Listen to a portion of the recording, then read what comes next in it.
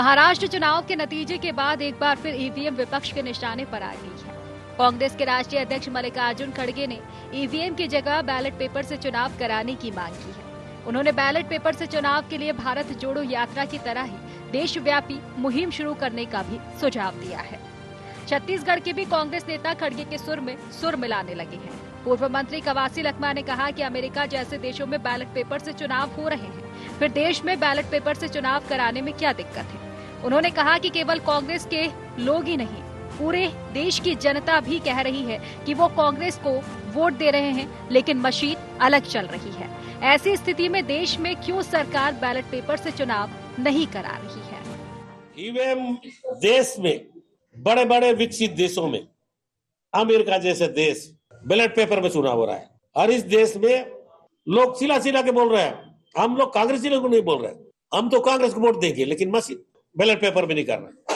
इसलिए कांग्रेस पार्टी इसका विरोध करेगा, लड़ेगा। बड़े नेता लोग की बात चल रहा है, मैं उसका स्वागत करता हूं। हम लोग भी इसका विरोध करते हैं। कांग्रेस ने ईवीएम को मुद्दा बना लिया है और अब आंदोलन करने की चेतावनी भी दे रही है। वहीं भाजपा इस पर तंज कस रही है। उप मुख्यमंत्री अरुण साव का कहना है कि कांग्रेस हर बार ईवीएम पर प्रश्न चिन्ह उठाकर देश में लोकतंत्र को कमजोर और संवैधानिक संस्थाओं को बदनाम करने का काम कर रही है और इसीलिए वो हाशिए पर भी जा रही है। देखिए, कांग्रेस अपने गिरेबान में झांकने के बजाय संवैधानिक संस्थाओं पर, ईवीएम पर लगातार ठीकरा फोड़ने का काम करती है। माननीय न्यायालयों ने भी लगातार इस पर टिप्पणियां की है कि जब भी आप चुनाव हारते हैं तो ईवीएम पर प्रश्न चिन्ह उठाते हैं। देश में लोकतंत्र को कमजोर करने का प्रयास, संवैधानिक संस्थाओं को कमजोर करने का काम, लोकतांत्रिक और संवैधानिक संस्थाओं को बदनाम करने का काम, ये कांग्रेस की आदत बन गई है। जब भी ये चुनाव हारते हैं, उसकी जिम्मेदारी लेने के बजाय ईवीएम और चुनाव आयोग पर ये आरोप लगाते हैं। भारत निर्वाचन आयोग ने ईवीएम को पूर्ण सुरक्षित और पारदर्शी बताया है, लेकिन विपक्षी दल लगातार ईवीएम को लेकर सवाल उठाते रहे हैं। कांग्रेस ने अब भारत जोड़ो यात्रा की तरह बैलेट पेपर से फिर से चुनाव कराने की मांग को लेकर अभियान चलाने का ऐलान किया है। अब देखना होगा कि कांग्रेस के इस अभियान का भारत निर्वाचन आयोग और आम जनता पर कितना असर पड़ता है। रायपुर से अद्वैत नाइक की रिपोर्ट।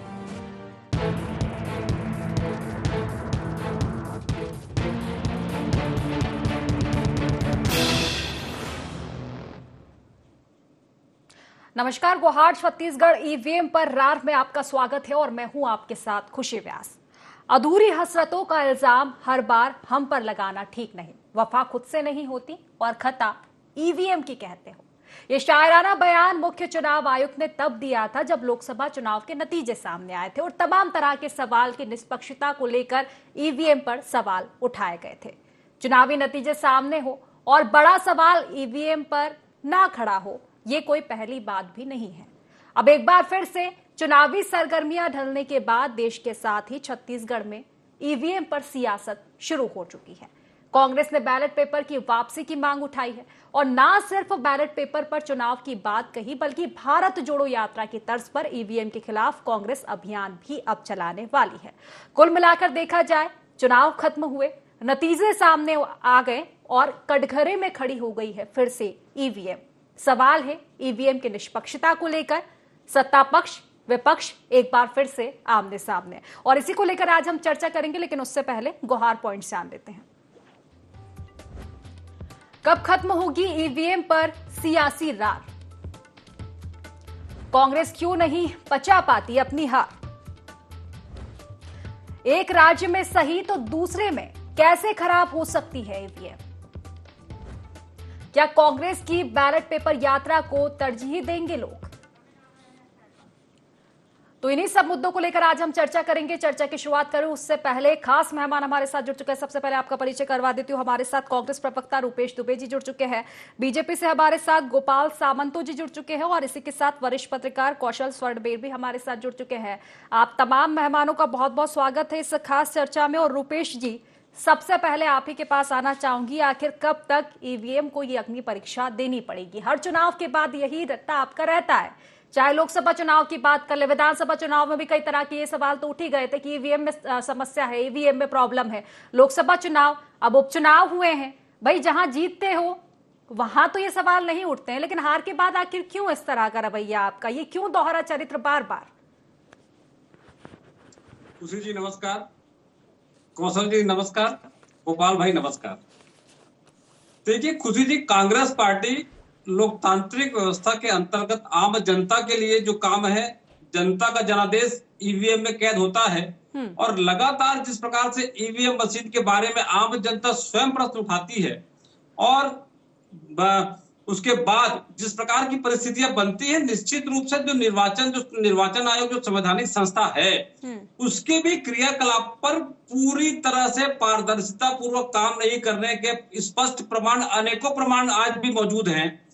देखिए खुदी जी, जिस प्रकार से 2009 में विपक्ष के नेता थे लाल कृष्ण आडवाणी जी, उन्होंने भी इस बात को ईवीएम पर प्रश्न उठाया था। मैं राजनांदगांव विधानसभा चुनाव के दौरान जो राजनांदगांव जब उन्होंने प्रश्न चिन्ह उठाया था तब आपकी ओर से भी ये बयानबाजी थी कि ईवीएम निष्पक्ष है, ईवीएम बिल्कुल ठीक है। तब उन्होंने सवाल उठाए थे तो आपने तो पक्ष रखा था ना ईवीएम को लेकर। अब जब ईवीएम सही थी तो अब ईवीएम खराब क्यों है? देखिए खुशी जी, कोई भी यांत्रिक वस्तु जो मशीनें, उसमें तमाम तरह की परेशानियां और उसकी विश्वसनीयता पर हमेशा प्रश्न चिन्ह लगा रहता है।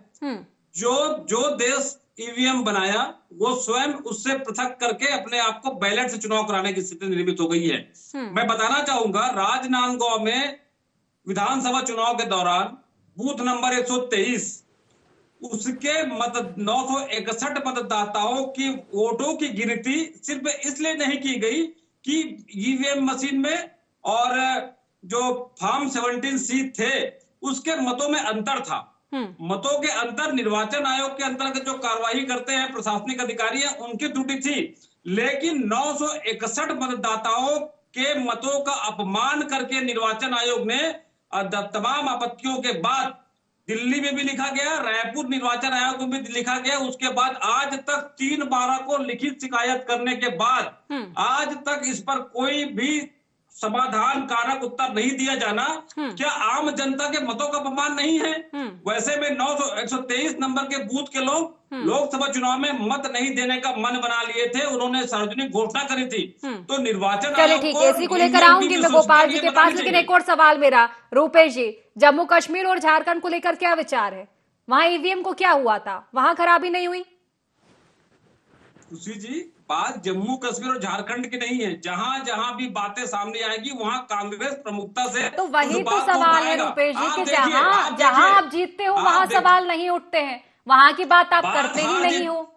बात खुशी जी हार जीत की नहीं है, बात है लोकतंत्र की रक्षा की, आम मतदाताओं के जनादेश का, आम मतदाताओं ने जो मतदान किया है उसकी रक्षा और उसके सम्मान की बात है। जिस प्रकार से ईवीएम की तमाम तरह की बातें, बैटरी की बातें भी आ रही है। देखिए लगातार बैटरी की बात पे जवाब दिया था चुनाव आयोग ने, बैटरी का सवाल आपने उठाया था, जवाब मिला था ना?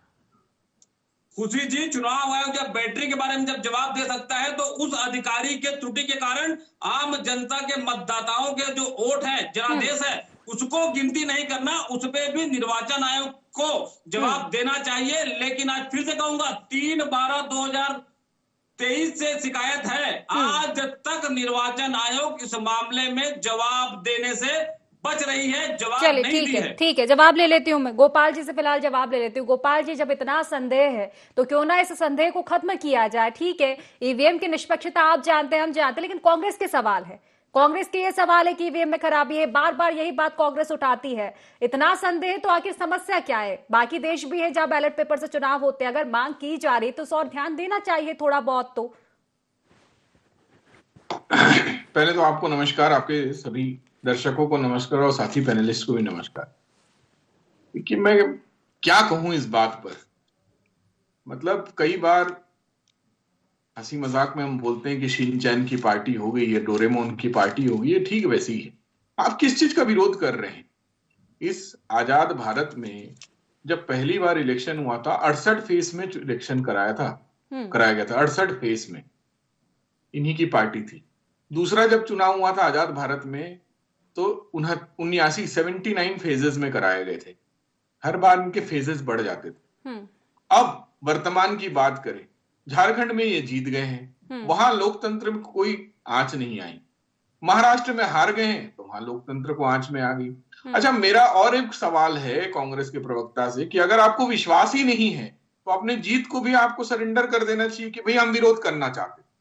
आप 50-50 में काम नहीं कर सकते हैं कि आधे जगह हम मानेंगे और आधे जगह नहीं मानेंगे। अगर आपको नहीं मानना है तो आज आपको सारे सीट पे इस्तीफा देके विरोध में विपक्ष की राजनीति करने के लिए आपको जनता ने मैंडेट दिया, विपक्ष की राजनीति करिए। आप लोकसभा की सीट छोड़ दीजिए, बाहर खड़े हो जाइए कि हमें इस चुनाव पे भरोसा नहीं है, जो पूरे विश्व में होता है। अगर पूरे विश्व में कहीं चुनाव का बॉयकॉट होता है या चुनाव के सिस्टम पर विश्वास नहीं होता है विपक्षी पार्टी को, तो विपक्षी पार्टी उस चुनाव में भागीदारी नहीं करती है और भागीदारी करने से पहले विरोध करती है। पार्टियों की आप अपनी बात कर रहे हैं तो एक वाकया और मुझे याद आ गया गोपाल जी, उसको और सुन लीजिएगा।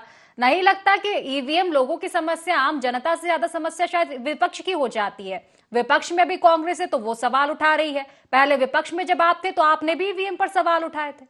तो ये ईवीएम क्या विपक्ष की ओर से खराब होती है? क्या ये लोगों की समस्या है? समस्या किसकी है ये ईवीएम? ईवीएम पर भारतीय जनता पार्टी ने कभी सवाल नहीं उठाए। इनके चुनाव करने की लाल कृष्ण आडवाणी जी ने, उठाया गया था। लाल कृष्ण आडवाणी जी का तो याद होगा ना आपको कि जब हुआ था विरोध तो आपकी ओर से भी हुआ था जब आप विपक्ष में थे, जब सरकार आपकी नहीं थी। ईवीएम से पहली बार चुनाव 2014 में कराया गया था पिचीता जी, और उन्होंने जो बयान दिया था उस बयान पे साफ साफ कहा था कि चुनाव कराने की पद्धति पर उन्होंने प्रश्न चिन्ह किया था, ना कि ईवीएम के सत्यता पर। और अगर भारतीय जनता पार्टी को ईवीएम पर भरोसा नहीं होता तो बार बार चुनाव भारतीय जनता पार्टी की सरकार ईवीएम के माध्यम से नहीं जीतती और ना ही इनको ये लागू करने देती, इसके विपक्ष में खड़ी हो जाती। 2014 में किसकी सरकार थी? आज केंद्र में किसकी सरकार थी? केंद्र में राहुल गांधी की सरकार थी, कांग्रेस की सरकार थी और मनमोहन सिंह हमारे प्रधानमंत्री थे। इन्होंने क्यों उसको लागू करने दिया? मतलब आप जीत जाएं तो आपके सारी चीजें पाक साफ, आप हार जाएं तो आपके लिए सारी चीज गलत, आपकी लाई हुई चीजें भी गलत। भाई मेरा अभी भी प्रश्न चिन्ह यही है इनके, भाई आप बार बार बोलते हैं कि हमने स्टील अथॉरिटी ऑफ इंडिया इस देश में लाया, हमने कंप्यूटर लाया, हमने ये सारे काम किए, तो ईवीएम भी तो आप ही ने लाया ना। इंदिरा गांधी के समय पहली बार ईवीएम का टेस्टिंग हुआ, तो आप मानिए ना आपने ही तो ईवीएम लाया है। जब आपने लाया है तो आप ये खामियों के साथ, अगर आपको लगती है कि खामियां हैं तो आप खामियों के साथ क्यों लाए? आपको सोचना चाहिए था, आपकी टेस्टिंग पुख्ता होनी चाहिए थी, आपकी व्यवस्था पुख्ता होनी चाहिए थी। या मुझे लगता है कि कांग्रेस पूरी की पूरी कंफ्यूज्ड पार्टी हो चुकी है और कांग्रेस आई की जगह कंफ्यूज्ड आई के नाम इन्हों देना चाहिए। चलिए ठीक है, दोनों सी से आता है, सी से कांग्रेस, सी से कंफ्यूज। उसके बाद कौशल जी के पास लौटूंगे। रूपेश जी, देखिए गोपाल जी ने बात को कम से कम स्वीकार किया है कि कांग्रेस ईवीएम लाई। तो यदि कांग्रेस ईवीएम लाई है तो ये लगातार 70 साल की बात करके कांग्रेस पे दोषारोपण करने के बजाय जो त्रुटियां हैं उन त्रुटियों को सुधारने की कार्रवाई करनी चाहिए। लाल कृष्ण आडवाणी जी 2009 में ईवीएम पे प्रश्न उठाया था और आज भी और जिस प्रकार से कांग्रेस ने संवैधानिक संस्थाओं को मजबूत करने का काम किया, वही आज देश में 10 साल नरेंद्र मोदी जी का 11 वर्ष के कार्यकाल में संवैधानिक संस्थाओं की विश्वसनीयता जिस प्रकार से तार-तार हुई है, चाहे ईडी हो, सीबीआई हो, जिस प्रकार से कार्रवाई भाजपा के राज में हो रहे हैं, और अब तो लोकतंत्र, वो जो भाजपा का जो आतंक है वो लोकतंत्र पर भी काले बादल की तरह मंडरा रहा है। तो ऐसी स्थिति में कांग्रेस प्रमुख विपक्ष होने के कारण लोकतंत्र की रक्षा के लिए लगातार वो बात उठा रही है जो जनता के हितों के लिए और लोकतंत्र की रक्षा के लिए जो है।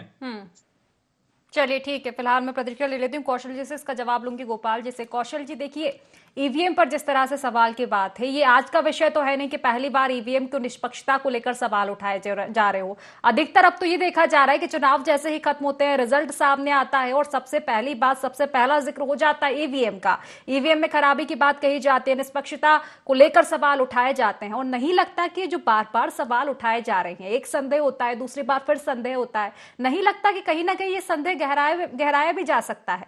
बात लोकतंत्र की है ना, लोकतंत्र की पवित्रता की है। अगर इस तरह से हाल रहा तो नहीं लगता कि लोकतांत्रिक प्रक्रिया पर भी कहीं ना कहीं ये गहरा असर डाल सकती है। इस और चुनाव आयोग को भी कहीं ना कहीं ध्यान देने की जरूरत है। अगर ईवीएम की निष्पक्षता पर उनको बिल्कुल यकीन है चुनाव आयुक्तों को, तो एक सार्थक चर्चा होनी चाहिए इस मुद्दे को लेकर, ताकि इस संदेह को खत्म किया जा सके। निश्चित तौर पर खुशी जी, पिछले आप देखेंगे पिछले कुछ सालों से लगातार ईवीएम सवालों के घेरे में आने लगा है। कारण क्या है कि जब चुनाव के परिणाम आते हैं तो उसके बाद से ये सवाल उठने लगते हैं कि आखिर ईवीएम के कारण ही इस तरह की चीजें हुई है। अभी आप देखेंगे कुछ दिन पहले जब अमेरिका में चुनाव है तो वहां जो एलन मस्क, उन्होंने भी कहा था कि ईवीएम को हैक किया जा सकता है।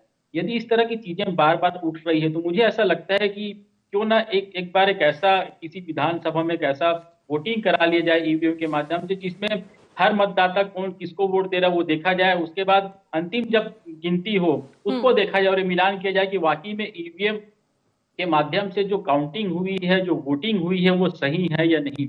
इस तरह की जो चीजें हैं लगातार अब इस सवाल से पर्दा ही उठ जाएगा, क्योंकि आप देखेंगे कांग्रेस अब लगातार पूरे देश भर में आंदोलन चलाने की बात कर रही है। तो इस तरह की जब बातें हैं, आने वाले समय नगरीय निकाय के चुनाव है, तो ऐसे चुनाव के बीच में जब आप ईवीएम पर सवाल उठाते हैं तो इस तरह की चीजें तो लगातार सवाल के घेरे में रहेंगी ना, कि आखिर ईवीएम से वोटिंग और ईवीएम से काउंटिंग क्या वाकई में विश्वसनीय है या नहीं है। तो इस दिशा में मुझे ऐसा लगता है कि चुनाव आयोग, क्योंकि हर बार सवाल उठते हैं, जब प्रेस कॉन्फ्रेंस होते हैं चुनाव आयोग के, तो ईवीएम को लेकर सवाल होते हैं और सवालों के जवाब भी दिए जाते हैं। लेकिन आखिर संतुष्टि क्यों नहीं मिल पा रही जो विपक्ष में जो भी पार्टियां हैं? क्योंकि आप देखेंगे लगातार सवाल उठ रहे हैं और सवालों के बीच ये मैसेज देने की कोशिश की जाती है कि लोकतंत्र की हत्या हो रही है। यदि लोकतंत्र की हत्या हो रही है, जनता के द्वारा किसी व्यक्ति को वोट किया जा रहा है और यदि वो सही माना जाता है, क्योंकि आप देखेंगे कई बार सवाल ही उठता है हम तो वोट इसको दिए थे, ये कैसे जीत गया। तो इस तरह के जो सवाल उठते हैं, जो किंतु परंतु होते हैं, क्या इसका सवाल नहीं खोजा जाना चाहिए?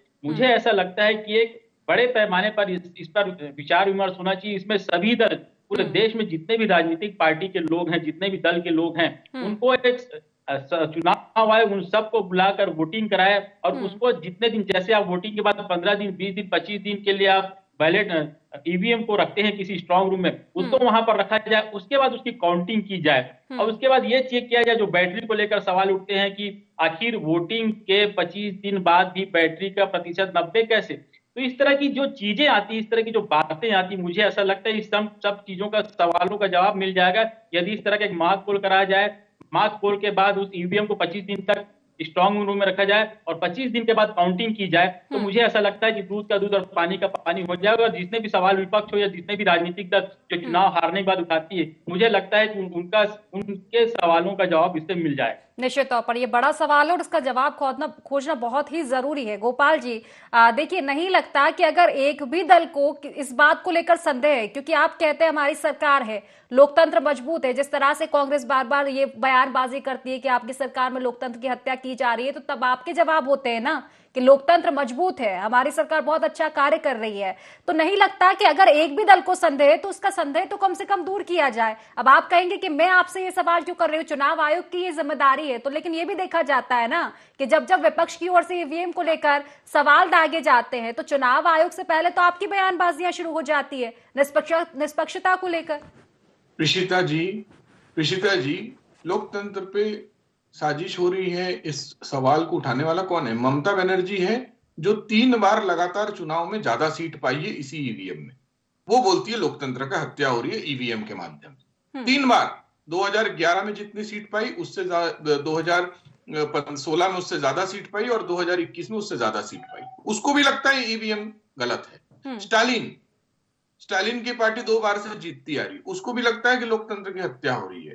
कांग्रेस झारखंड में जीतती है तो उनको लगता है कि यहाँ सब ठीक है, महाराष्ट्र में ईवीएम से हार गए। भाई ये कौन सवाल उठा रहे हैं? यहाँ पे 5 साल भूपेश बघेल की सरकार रही, तब ईवीएम ठीक था। जैसे ही केंद्र की सरकार में ये हार गए 2019 में, तो इनको ईवीएम गलत लगने लग जाता है। देखिए, किसी बात की एक सीरियसनेस होती है।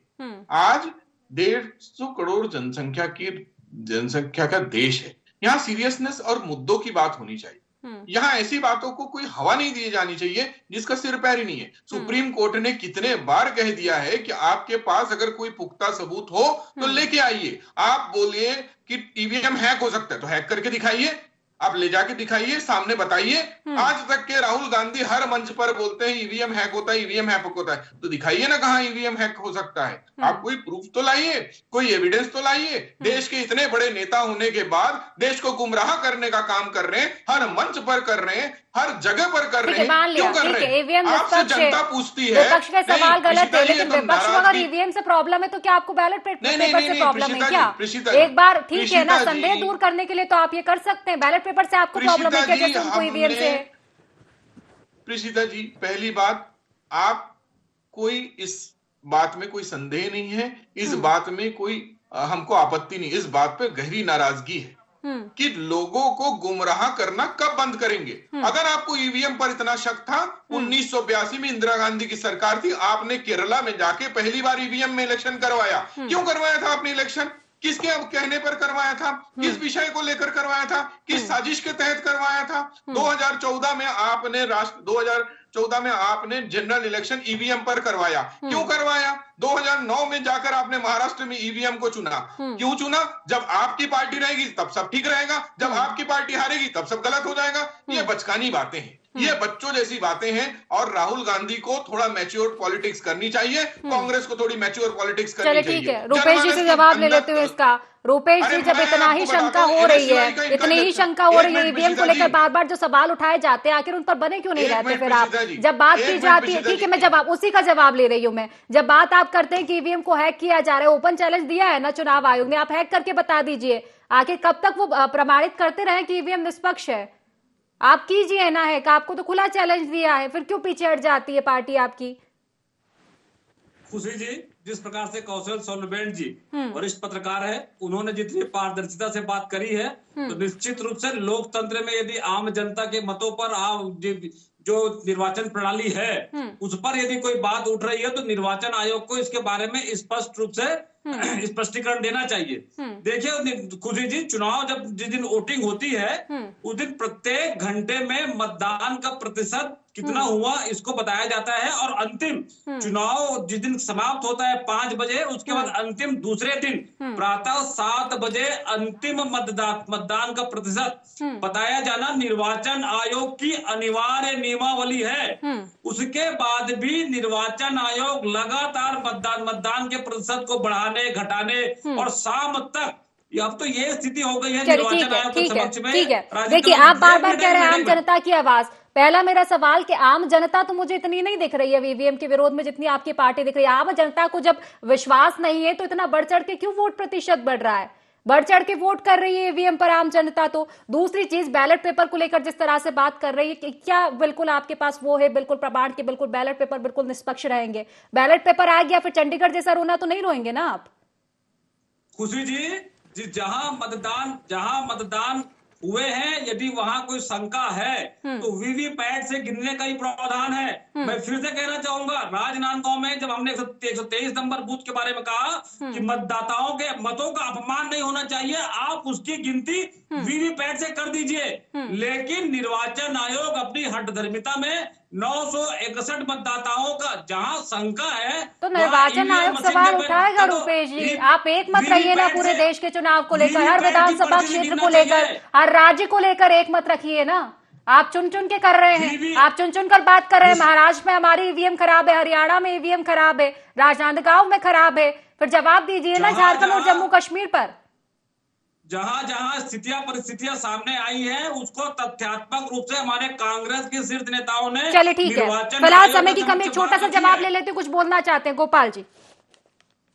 90% से ऊपर वोटिंग होता है केरला और पश्चिम बंगाल में, दोनों जगह ईवीएम से वोटिंग होता है और सरकार गैर भाजपा की बनती है, तो वहां पे इनका क्या जवाब होगा? अगर ये वोटिंग परसेंटेज की बात करते हैं तो 90% के ऊपर के परसेंटेज में भी गैर भाजपा के मुख्यमंत्री बनते और इसी ईवीएम के सहारे बनते। निर्वाचन आयोग के जवाब दीजिए कि ऐसा कैसे हो सकता है? भाजपा नेताओं का चरित्र बिल्कुल, ये जवाब मैं ले चुकी हूँ। मुझे नहीं लगता कि फिलहाल कोई जवाब इस जगह मिल पाएगा। रूपेश जी, मेरा फिर भी यही सवाल रहेगा कि जहां जीतते हैं वहां जवाब क्यों नहीं? हालांकि देखिए, चर्चा और भी हो सकती थी, समय की कमी, इसलिए चर्चा को समाप्त करना पड़ेगा। आप तीनों ही मेहमानों का बहुत बहुत शुक्रिया इस चर्चा में जुड़ने के लिए। तो देखिए, ईवीएम एक बार फिर से सवालों के घेरे में है। ईवीएम की निष्पक्षता को लेकर एक बार फिर से ईवीएम को कटघरे में खड़ा किया गया है। तमाम तरह के सवाल कांग्रेस ने उठाए हैं और सिर्फ सवाल नहीं बल्कि अब यात्रा निकालने जा रही है कांग्रेस ईवीएम को लेकर। हालांकि सवाल फिर भी है, देखने वाली बात होगी कि ईवीएम को लेकर ये जो रार है कब तक खत्म हो पाती है। तो फिलहाल गुवाहाटी छत्तीसगढ़ में बस इतना ही। आप बने रहिए IND24 के साथ। नमस्कार।